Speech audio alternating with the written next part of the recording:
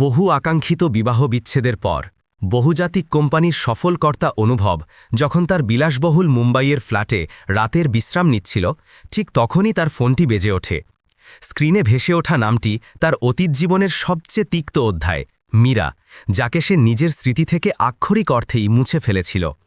তীব্র ক্রোধে অনুভব ফোনটি প্রত্যাখ্যান করে, কিন্তু ভাগ্যের নির্মম পরিহাসের মতো ফোনটি পুনরায় বেজে উঠল, একই নাম।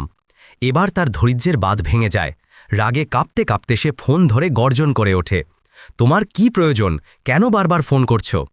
ওপাশ থেকে মীরার শান্ত অথচ দৃঢ় কণ্ঠস্বর ভেসে আসে, অনুভব, তোমাকে আমার সঙ্গে একবার দেখা করতেই হবে। অনুভব বিদ্রূপের হাসি হাসে, দেখা? ভুলে গেছো আমরা কে? আমাদের আইনি বিচ্ছেদ সম্পূর্ণ হয়েছে, আমাদের মাঝে এখন কোনো সম্পর্ক অবশিষ্ট নেই। মীরা মিনতি না করে বরং এক রহস্যময় আহ্বান জানায়, আমি সব কিছু মনে রেখেছি, তবুও তুমি একবার কলকাতা এসে আমার বাড়িতে এসো, এমন কিছু আছে যা তোমাকে দেখাতে হবে। অনুভব ক্রুদ্ধ হয়ে পাল্টা প্রশ্ন ছুড়ে দেয়, আমি কেন যাব? তোমার দেওয়া আঘাতের ক্ষত শুকাতে আমার দীর্ঘ সময় লেগেছে। মীরা তার কথার মাঝখানে বাধা দিয়ে আরও জোরের সঙ্গে বলে, আমি তোমাকে এমন এক সত্য দেখাতে চাই যা আমি ফোনে বোঝাতে পারবো না, তোমার নিজের চোখে দেখা প্রয়োজন। এই বলে মীরা হঠাৎ ফোন কেটে দেয়। অনুভব সারা রাত বিনিদ্র রজনী কাটায়। মনের এক কোণে জমে থাকা ঘৃণার বিপরীতে কৌতূহলের এক তীব্র ঢেউ তাকে আন্দোলিত করতে থাকে। সারা রাত অনুভব এপাশ ওপাশ করতে থাকে। কখনো মন বলে যে ফালতু কথায় জড়ানো উচিত নয়, তো কখনো মন বলে যে অন্তত একবার গিয়ে দেখা উচিত, ব্যাপারটা কি। সকালে উঠেই অনুভব সিদ্ধান্ত নেয়, যাই হোক একবার গিয়ে দেখে আসে যে সে কি দেখাতে চায়। সে অফিসে ছুটি নিয়ে কলকাতার জন্য প্লেন বুক করে। আকাশযানের জানালা দিয়ে বাইরে তাকাতে তাকাতে তার মন বারবার তাকে সেই 4 বছর পিছনে টেনে নিয়ে যাচ্ছিল, যখন সে এবং মীরা এক ছিল। মনে পড়ছিল সেই দিনগুলো যখন মীরার হাসিতে তার ঘর গুলজার হতো, তার হাতের তৈরি খাবারের সুবাসে সারা ঘর ম ম করত। যখন অনুভব গভীর রাতে কাজ থেকে ফিরত, তখন মীরা বারান্দায় তার জন্য অপেক্ষা করত। সেই ছোট ছোট কথাগুলো, একে অপরের প্রতি সেই যত্ন, সব কিছুই এত ভালো ছিল, এত সত্যি ছিল। তবে ভুলটা কোথায় হয়েছিল? সে নিজেকেই এই প্রশ্নটা করে বসল। আসলে সব কিছু পাল্টেছিল মীরার মা সুভদ্রা দেবীর অসুস্থতার পর। মীরার কোনো ভাই ছিল না, তার বাবার মৃত্যুও কিছু বছর আগেই হয়েছিল। সুভদ্রা দেবী একা ছিলেন, আর মীরাই ছিল তার একমাত্র অবলম্বন। সে তার মায়ের দেখভালের জন্য কিছুদিনের জন্য মায়ের কাছে থাকতে চলে গেল। প্রথম দিকে অনুভব কোনো আপত্তি করেনি, কিন্তু ধীরে ধীরে তার এই বিষয়টিতে বিরক্তি হতে লাগল। মীরার অভাব তাকে পীড়িত করত, আর তার রাগ, তার বিরক্তি ফোনে প্রকাশ পেতে শুরু করল। সে বলতো, কতদিন থাকবে সেখানে? এখানেও তোমার ঘর আছে, তোমার দায়িত্ব আছে। মীরার কণ্ঠে এক অসহায়তা ছিল, মার অবস্থা ভালো না অনুভব, একটু বোঝার চেষ্টা করো। কিন্তু অনুভব তার পরিস্থিতি বোঝার চেষ্টাও করত না। অনুভবের জেদের কারণে মীরা ফিরে আসে, কিন্তু মার অবস্থা তখনও একই ছিল। মীরা তার মাকে নিজের কাছে রাখার কথা বললে অনুভব টাল বাহানা করে। সেই সময়ে সে বিক্রমের সাহায্য নেবার কথা ভাবে। বিক্রম ছিল মীরার মুখের বলা ভাই, যে তাদের পাড়াতেই থাকত। মার ওষুধ থেকে শুরু করে ডাক্তার দেখানো পর্যন্ত বিক্রম সব কাজে তাকে সাহায্য করত। মীরা প্রায়ই তাকে ফোন করত, আর এখান থেকেই অনুভবের মনে সন্দেহের বীজ মাথাচাড়া দিয়ে উঠল। অনুভবের পুরুষতান্ত্রিক অহংকার তাকে এটা মানতে দিচ্ছিল না যে তার স্ত্রীর কোনো অন্য পুরুষের সাহায্যের প্রয়োজন হতে পারে। তার মনে হতে লাগল যে মীরা তার থেকে কিছু লুকাচ্ছে। পরের দিন আবার বিক্রমের সঙ্গে কথা হওয়ায় জানা যায় যে মার শরীর আবার খারাপ হতে শুরু করেছে। মীরা আবার তার মায়ের কাছে চলে আসে। অনুভবের সন্দেহ এবার এমন উইপোকায় পরিণত হয়েছিল যা ধীরে ধীরে তাদের ভালোবাসার মজবুত ইমারতকে ফোপা করে দিচ্ছিল। এখন তার ফোন কলগুলিতে এক গোয়েন্দার মতো জিজ্ঞাসাবাদ থাকত। এক রাতে প্রায় 11টা নাগাদ অনুভব মীরাকে ফোন করে। ফোন ব্যস্ত। সে 2 মিনিট পর আবার লাগায়, তখনও ব্যস্ত। তার বুকের ভেতর জ্বলে উঠল। 15 মিনিটের ক্রমাগত চেষ্টার পর যখন ফোন লাগল, তখন অনুভবের রাগ ফেটে পড়ল। কার সঙ্গে এত লম্বা কথা হচ্ছিল মাঝরাতে? তার কণ্ঠে ছিল বিষ। মীরা সারা দিনের ছোটাছুটি আর মায়ের সেবার কারণে খুব ক্লান্ত ছিল। অনুভব, সেটা বিক্রম ভাইরাকে ফোন করেছিলাম। মার সকালের ওষুধ শেষ হয়ে গিয়েছিল, সেটাই লিখে নিচ্ছিলাম। এরপর মীরা বিক্রমের প্রশংসা করে বলে, উনি না থাকলে জানি না আমি মাকে কিভাবে সামলাতাম। এইটুকু শুনে অনুভবের ভেতরে যেন আগুন লেগে গেল। ওষুধ লিখাচ্ছিলে? অনুভব বিষাক্ত হাসি হাসে। রাত 11টায় ওষুধের কথা মনে পড়ছে? নাকি ওষুধের আড়ালে অন্য কিছু চলছে? আমি সব বুঝি মীরা। মীরার চোখে জল এসে গেল। আপনি এ কি বলছেন অনুভব? আপনি আমার উপর সন্দেহ করছেন? অনুভব চিৎকার করে উঠল। সন্দেহ নয়, আমার বিশ্বাস। আমি এখানে তোমার পথ চেয়ে বসে আছি, আর তুমি ওখানে অন্য কারোর সঙ্গে। কথা অসম্পূর্ণ রেখে সে ফোন কেটে দিল। সেই রাতে মীরা ঘুমাতে পারেনি। যে স্বামীর ভালোবাসার ওপর তার এত গর্ব ছিল, আজ সেই স্বামী তার চরিত্রে এমন এক দাগ লাগিয়ে দিল যা ধোয়া অসম্ভব ছিল। পরের দিন অনুভব কিছু না জানিয়ে মীরার বাপের বাড়িতে পৌঁছায়। সে তাকে হাতে নাতে ধরতে চেয়েছিল। যখন সে সেখানে পৌঁছায় দরজা খোলা ছিল। সে ভেতরে পা রাখতেই তার পায়ের তলা থেকে মাটি সরে গেল। সামনে একটি সোফায় মীরা বসেছিল এবং তার পাশের সোফায় বিক্রম। মীরার হাতে চায়ের কাপ ছিল এবং সে বিক্রমের সঙ্গে কিছু কথা বলছিল। অনুভবকে দেখে দুজনেই চমকে ওঠে। বিক্রম সম্মানে দাঁড়িয়ে গেল। নমস্কার জামাইবাবু। কিন্তু অনুভবের চোখে আগুন জ্বলছিল। সে বিক্রমকে উপেক্ষা করল এবং মীরার দিকে ঘুরে দাঁড়ায়। তাহলে এই হলো তোমার মার অসুস্থতার নাটক? তার কণ্ঠস্বর ঘৃণা আর ক্রোধে কাঁপছিল। আর এই হলো তোমার সেবা? আমার পিক পিছনে এইসব নোংরামি চালানো হচ্ছে? মীরার মুখ সাদা হয়ে গেল। অনুভব, তোমার জবান সামলাও। এসব কি বাজে কথা বলছো? অনুভব পাশে থাকা টেবিলের উপর হাত মেরে চিৎকার করে, আমি অন্ধ নই মীরা। যে মানুষটার জন্য তুমি আমাকে আর আমার ঘরকে ভুলে গেছো, আজ তারই সঙ্গে এখানে রংমহল বানাচ্ছ। এই শব্দগুলো মীরার আত্মসম্মানকে চূর্ণ করার জন্য যথেষ্ট ছিল। তার চোখ থেকে জল ঝরতে লাগল, কিন্তু তার কণ্ঠে এখন যন্ত্রণা নয়, বরং ঘৃণা ছিল। ছি অনুভব, তোমার চিন্তা এত নিচু। যে মানুষটা একজন ভাইয়ের মতো এই কঠিন সময়ে আমার পাশে দাঁড়িয়েছে, তুমি তার নাম আমার সঙ্গে জুড়ছ। লানত তোমার এই চিন্তার ওপর। মীরার কণ্ঠস্বর কাঁপছিল। অনেক হয়েছে। অনুভব তার সিদ্ধান্ত জানিয়ে দেয়। এই সম্পর্ক আজ এই মুহূর্তেই শেষ হচ্ছে। ঘরে নীরবতা নেমে আসে। মীরা পাথরের মূর্তির মতো দাঁড়িয়েছিল। সে শুধু এতটুকুই বলল, ঠিক আছে। ঘরে একটি বরফের মতো নীরবতা ছেয়ে গেল। বিক্রম, যে এই ঝড়ের মধ্যে নিজেকে ফেসে যাওয়া অনুভব করছিল, ধীরে ধীরে বলল, জামাইবাবু, আপনি ভুল বুঝছেন। মীরাদি আমার বোনের মতো। চুপ থাকো তুমি। অনুভব তার দিকে এমনভাবে তাকালো যেন তাকে গিলে ফেলবে। তোমার জন্য আমার ঘর ভাঙছে, আর তুমি আমাকে বোঝাকে আসছ? ঠিক তখনই ভেতরের ঘর থেকে মীরার মা সুভদ্রা দেবীর দুর্বল কণ্ঠস্বর এলো।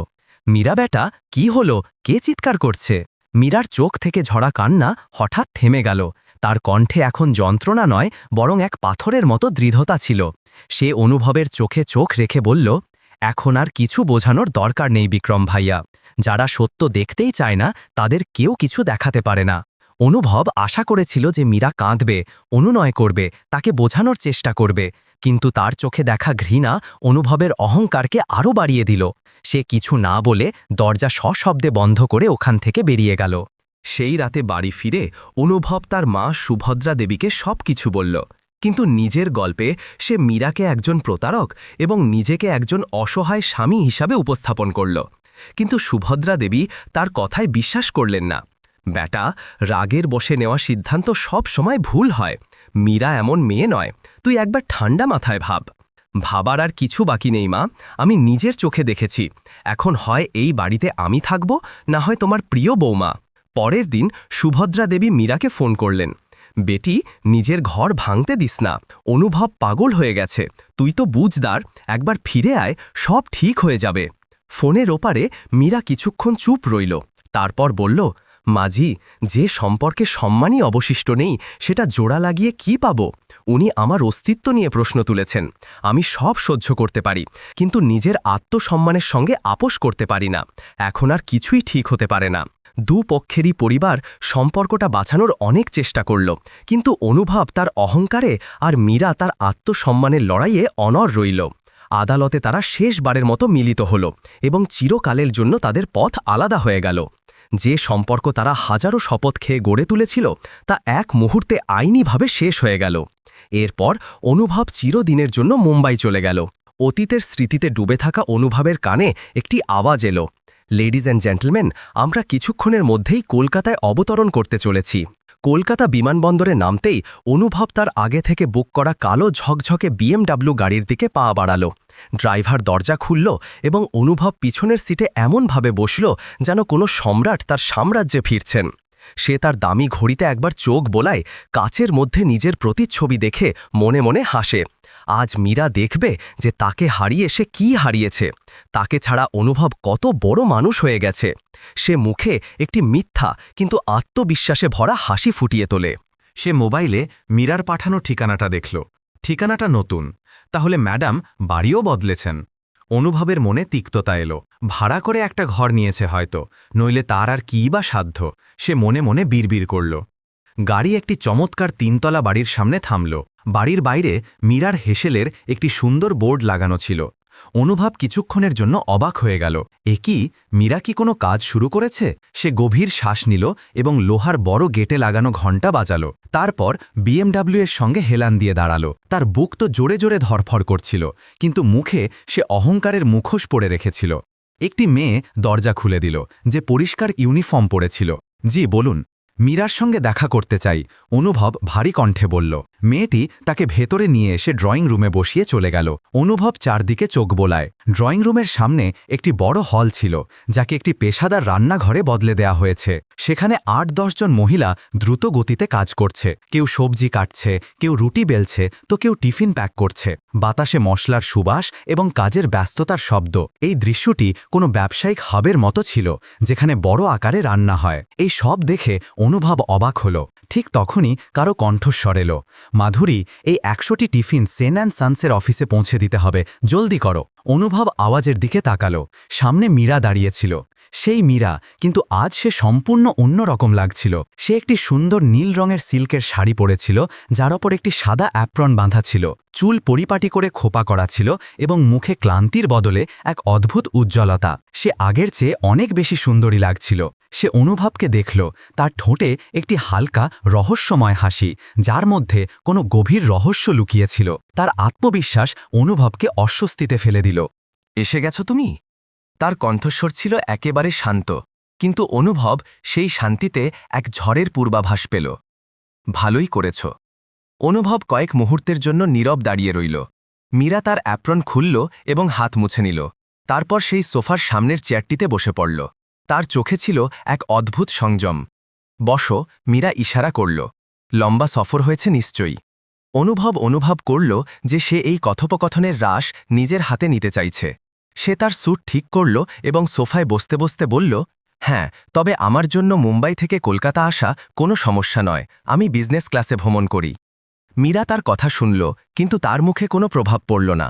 ভালো, সে শুধু এইটুকু বলল।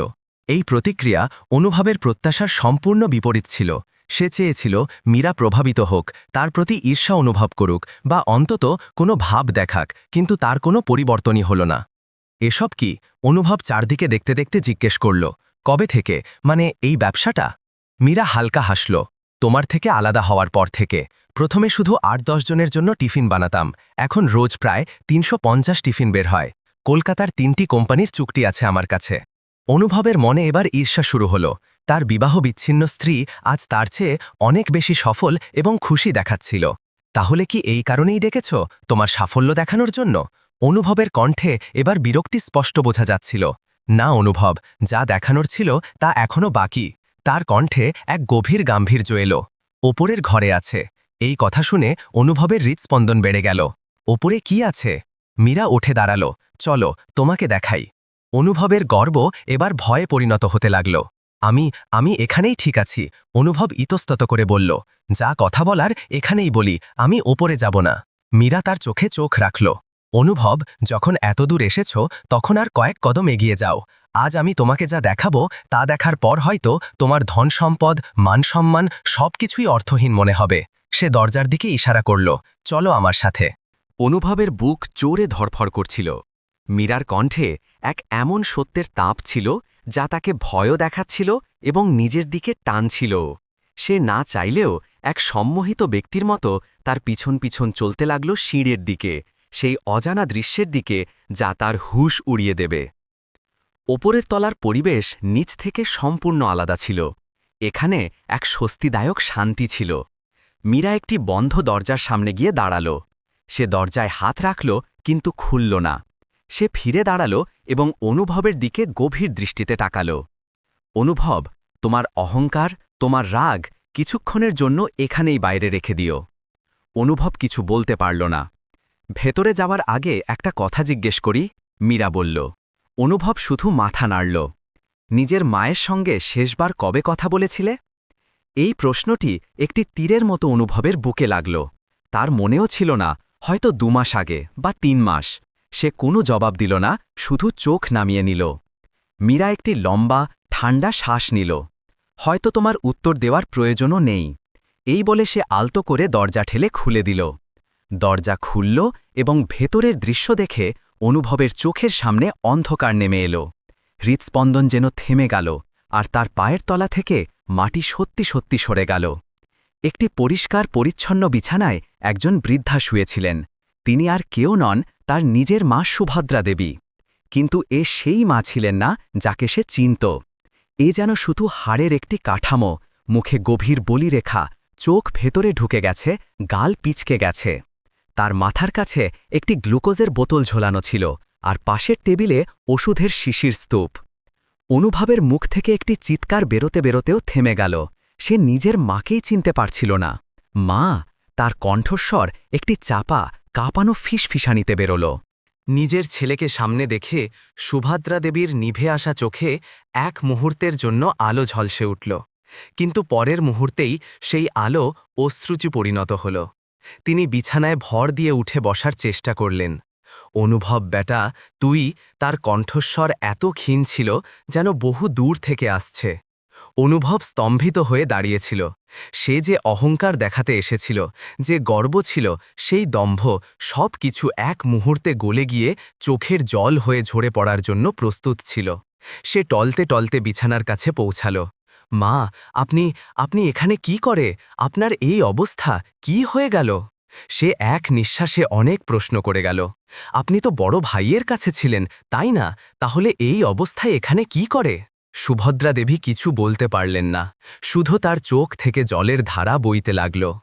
মীরা, যে এতদিন চুপচাপ দরজায় দাঁড়িয়েছিল, এগিয়ে এলো। সে সুভদ্রা দেবীর মাথায় হাত বুলিয়ে তার চোখের জল মুছে দেয়। তারপর অনুভবের দিকে তাকালো। উত্তর চাও তুমি? তাহলে সুভদ্রা দেবীকেই জিজ্ঞেস করো। আর শোনো সেই ছেলের গল্প, যে তার মাকে একটি দায়িত্ব মনে করে বড় ভাইয়ের দরজায় ফেলে এসেছিল, আর তারপর ফিরে গিয়ে একবারও জিজ্ঞেস করেনি যে তিনি বেঁচে আছেন নাকি মারা গেছেন। মীরার কথাগুলো অনুভবের বুকে তীরের মতো বিঁধছিল। সে সেখানেই বিছানার কাছে হাঁটু মুড়ে মেঝেতে বসে পড়ল। তার মায়ের শুকনো কুঁচকানো হাত ধরেছিল। তার চোখের জল এখন থামার নাম নিচ্ছিল না। মা, বলো না, এই সব কিভাবে হলো? তার কথা শুনে সুভদ্রা দেবীর চোখ থেকে জল গড়িয়ে পড়তে লাগল। তিনি অনুভবের মাথায় হাত বুলাতে বলতে শুরু করলেন, যখন তুই চলে গেলি, আমার মনে হয়েছিল, চল, একজন না হলেও অন্য ছেলে তো আছে। তোর বড় ভাই প্রথমে খুব খেয়াল রাখত, কিন্তু ধীরে ধীরে আমি তোর রীতা ভাবির চোখে বিঁধতে লাগলাম। আমার সেখানে থাকা তার কাছে বোঝা মনে হতে লাগল। তার কথাগুলো কাঁটার মতো আমার হৃদয়ে বিঁধত। কখনো বলতো, মাজি তো এখন সারা দিন বিছানাতেই পড়ে থাকেন। তো কখনো শোনাতো, এদের ওষুধের খরচ দেখো, অর্ধেক ঘরের রেশন চলে আসে। আমি সব শুনতাম বেটা, আর চুপচাপ সহ্য করতাম। ভাবতাম, এখন এটাই আমার ঘর, কোথায় যাব? একদিন তোর রীতা ভাবি স্পষ্ট বলে দিল যে সে আর আমার দায়িত্ব নিতে পারবে না। সেই দিন বাড়িতে খুব ঝগড়া হলো। আমি আশা নিয়ে তোর বড় ভাইয়ের দিকে তাকালাম। আমার মনে হয়েছিল সে তার মায়ের জন্য লড়বে, স্ত্রীকে বোঝাবে, কিন্তু সে তো চুপ রইল বেটা। সে তার স্ত্রীর সামনে একটি কথাও বলল না। সেই রাতে আমি বুঝেছিলাম যে এই বাড়িতে আমার আর কোনো জায়গা নেই। পরের দিন সকালে তোর বড় ভাই আমার কাছে এলো। বলল, মা, চলো আজ তোমাকে মন্দির ঘুরিয়ে নিয়ে আসি, তোমার মন হালকা হবে। আমি কত খুশি হয়েছিলাম বেটা। আমি ভেবেছিলাম আমার ছেলে হয়তো তার ভুল বুঝতে পেরেছে। আমি ভালো কাপড় পরে তার সঙ্গে গাড়িতে বসলাম। গাড়িটি শহরের বাইরে একটি বড় পুরনো বিল্ডিংয়ের সামনে থামল। সে আমার হাত ধরে গেটের ভেতরে নিয়ে গিয়ে বলল, মা, আজ থেকে এটাই তোমার বাড়ি। আমি চিৎকার করতে থাকলাম, তাকে ডাকতে থাকলাম, কিন্তু সে একবারও ফিরে তাকালো না বেটা, একবারও না। ওটা ছিল বৃদ্ধাশ্রম অনুভব। সুভদ্রা দেবী কাঁদতে কাঁদতে বললেন, নামের আশ্রম, কিন্তু নরকের চেয়েও খারাপ ছিল। শুকনো রুটি, অপরিষ্কার বিছানা, আর চারদিকে আমার মতোই দুর্ভাগা বাবা মা, যারা সন্তান থাকা সত্ত্বেও অনাথ ছিল।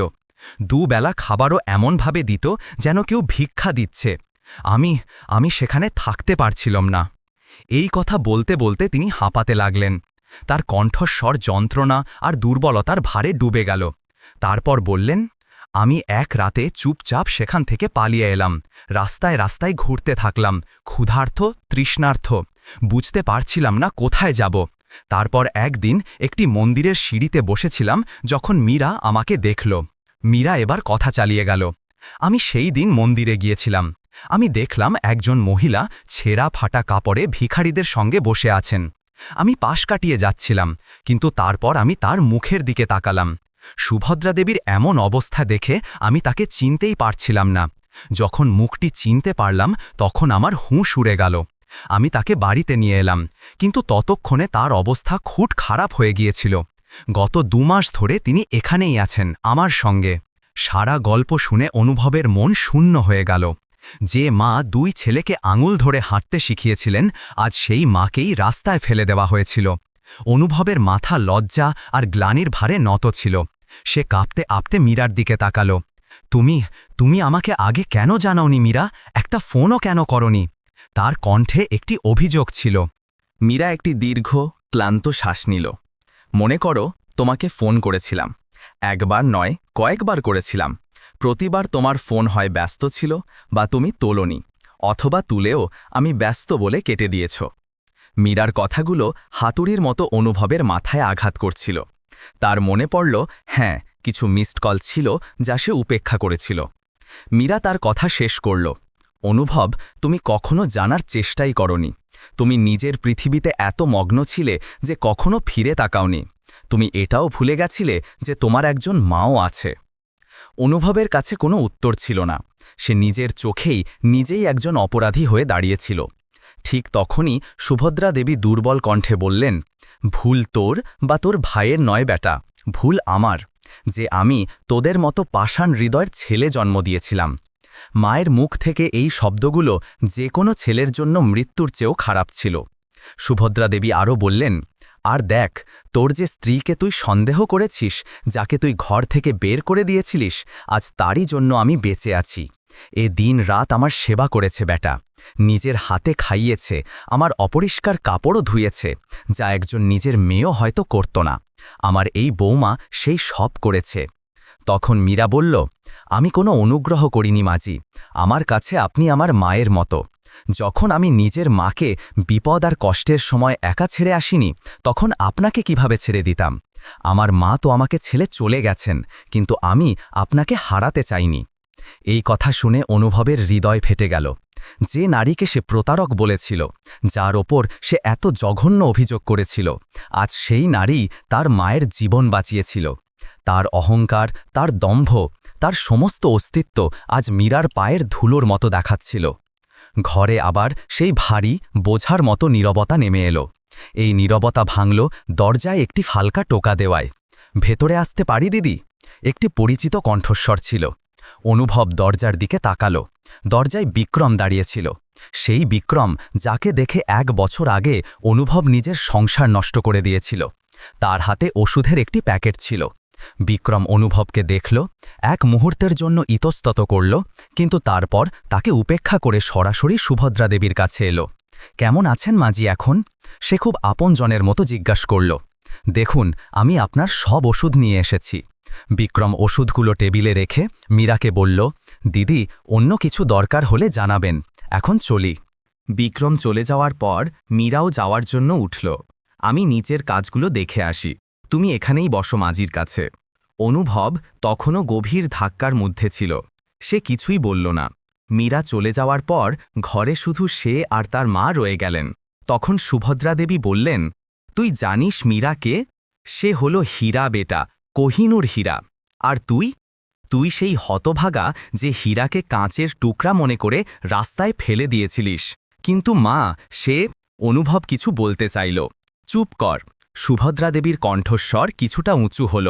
আমি সব জানি। সে তার মাকে নিজের কাছে আনতে চেয়েছিল, যাতে তার সেবা করতে পারে, কিন্তু তুই মানা করে দিয়েছিলিস। আর বিক্রম, যাকে তুই নিজের শত্রু ভাবিস, সে হলো তার ভাই, একজন মুখের বলা ভাই। যে মেয়ের নিজের কোনো ভাই ছিল না, সে একজনকে ভাই মেনে নিল। তাতে কি এমন দোষ করেছে সে, বল আমাকে, কি ভুল ছিল এর মধ্যে? প্রতিটি শব্দ অনুভবের আত্মার উপর চাবুকের মতো পড়ছিল। তুই তো বড় সফল মানুষ হয়ে গেছিস, তাই না? ভালো চাকরি, দামি গাড়ি, বড় বাড়ি, বড় ব্যাংক ব্যালেন্স, কিন্তু তোর মন তো এক কানা করিও না। অনুভব তার মায়ের হাত ধরল। এমন বলো না মা, এখন আমার সঙ্গে চলুন, আমি আপনাকে আমার সঙ্গে মুম্বাই নিয়ে যাব। আমি আপনার দিন রাত সেবা করব। আমি আপনাকে পৃথিবীর সব সুখ দেব। এই কথা শুনে সুভদ্রা দেবী একটি ফ্যাকাশে হাসি হাসলেন।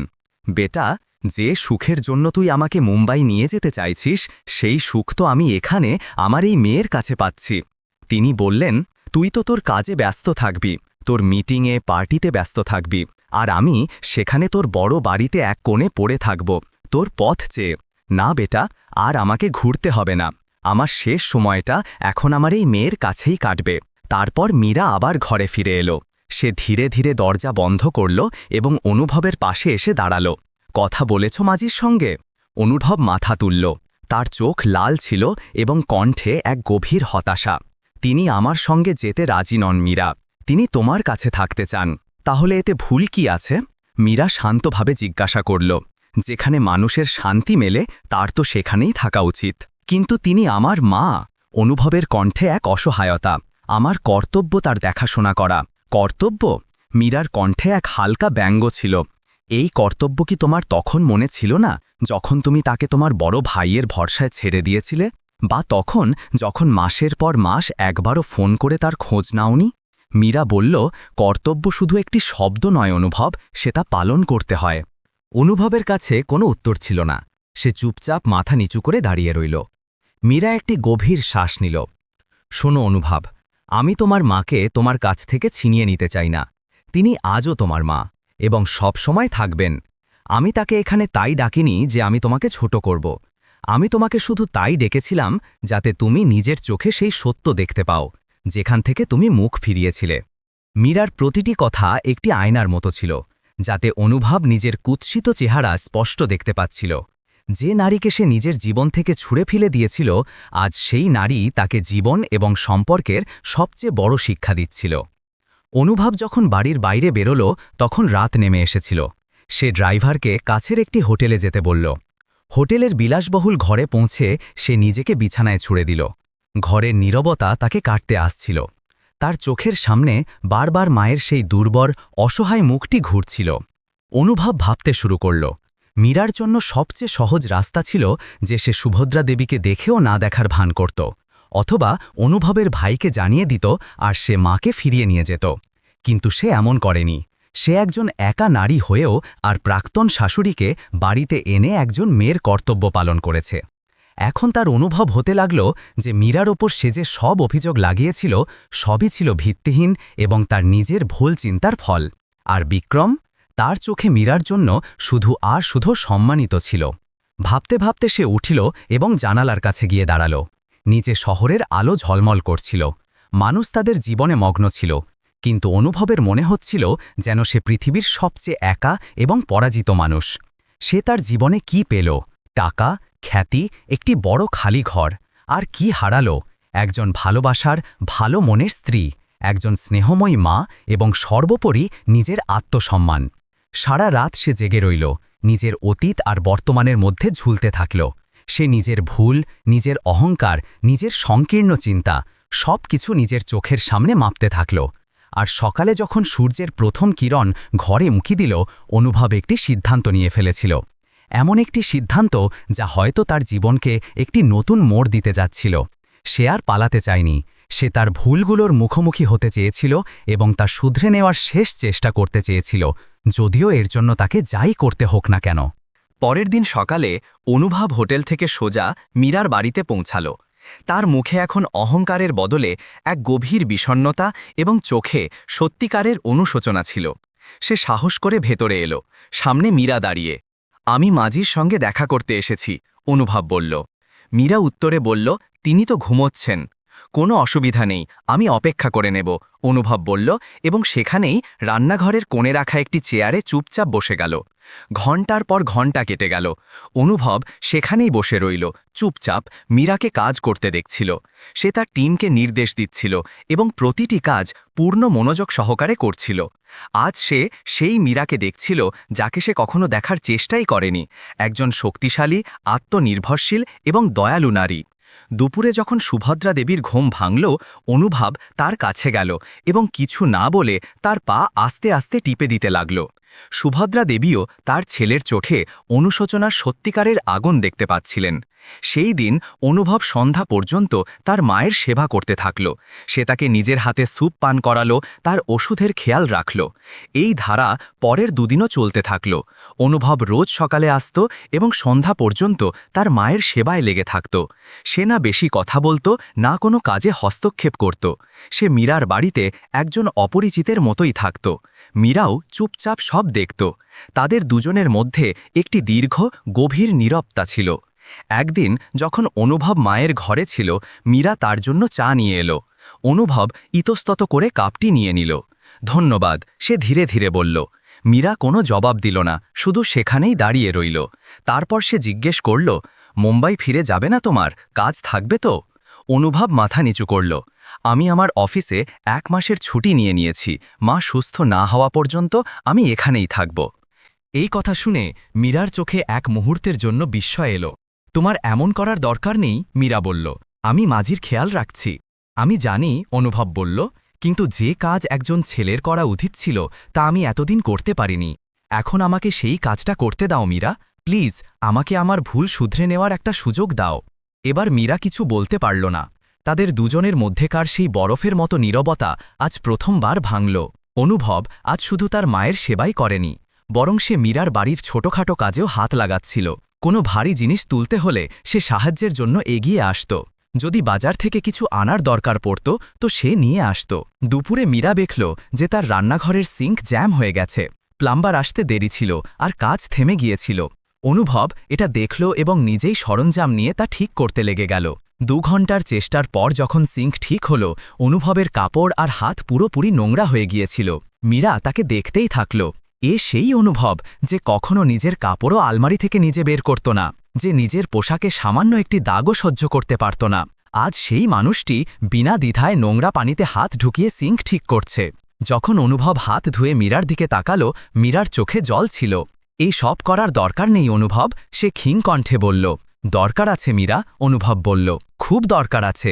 আমি তোমাকে অনেক কষ্ট দিয়েছি। আমি সেই কষ্টগুলো কমাতে পারবো না, কিন্তু প্রায়শ্চিত্ত তো করতে পারি।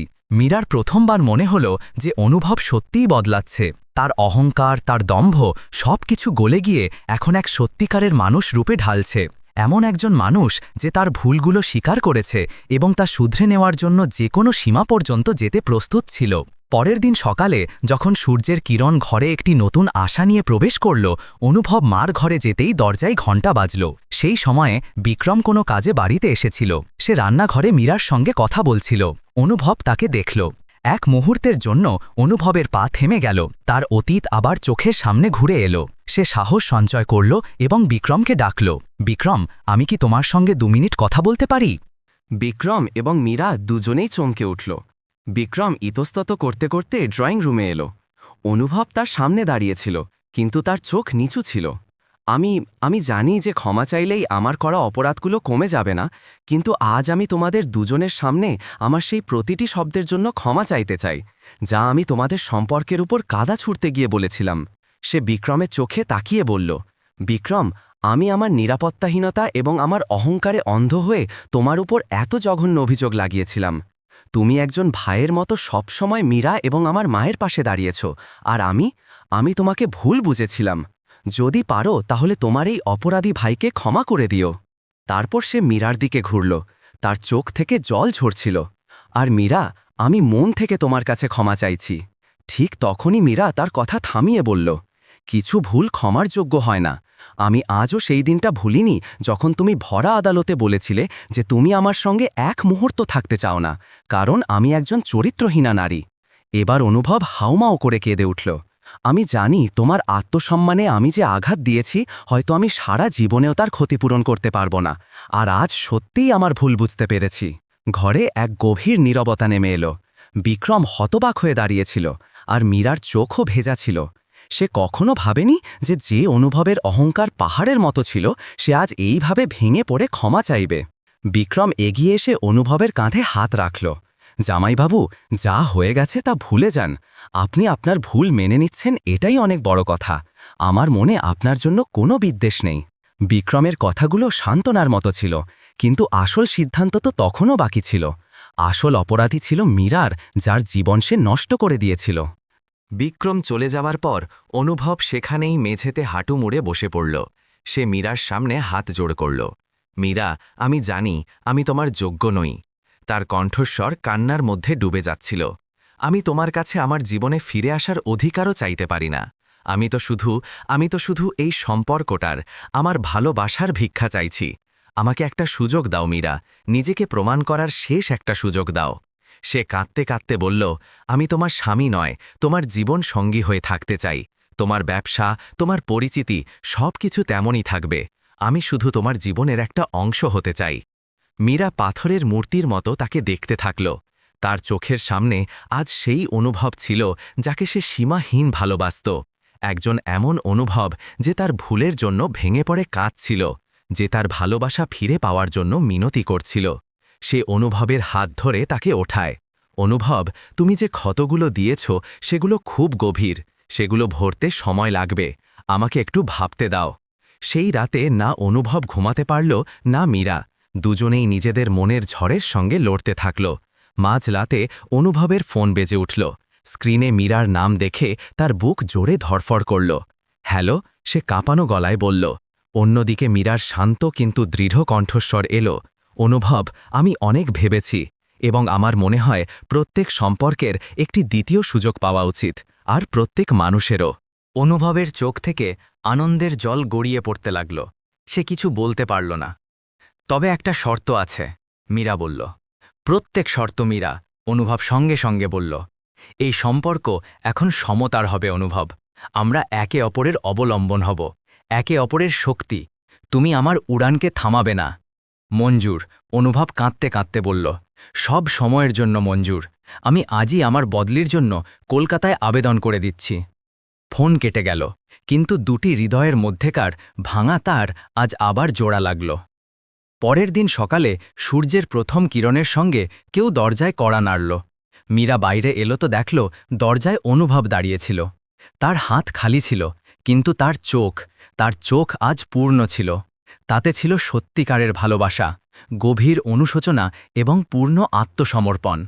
ভেতরে এসেই সে মীরার সামনে হাঁটু মুড়ে বসে পড়ল এবং শুধু এইটুকু বলতে পারল, তোমাকে ছাড়া আমার জীবন অসম্পূর্ণ। আমি তোমাকে আর কখনো হারাতে চাই না। ভেজা চোখ নিয়ে মীরা তাকে ওঠালো এবং দুজনে আলিঙ্গনে আবদ্ধ হল। আবেগের সব বাঁধ একসঙ্গে ভেঙে গেল এবং দুজনের চোখ থেকেই জল ঝরতে লাগল। তো বন্ধুরা, শেষ পর্যন্ত মীরা এবং অনুভব যে সিদ্ধান্ত নিলেন তা কি সঠিক ছিল? আপনার মতামত কমেন্ট করে অবশ্যই জানাবেন, এবং এটাও জানাবেন যে আপনারা আমাদের গল্প ভারতের কোন শহর থেকে শুনছেন। আর বন্ধুরা, যদি আপনার জীবনেও কোনো ঘটনা বা কোনো অভিজ্ঞতা ঘটে থাকে যা আপনারা চান যে আমরা গল্পের রূপে সবার সামনে নিয়ে আসি, তাহলে আপনারা আমাদের অবশ্যই লিখে পাঠান।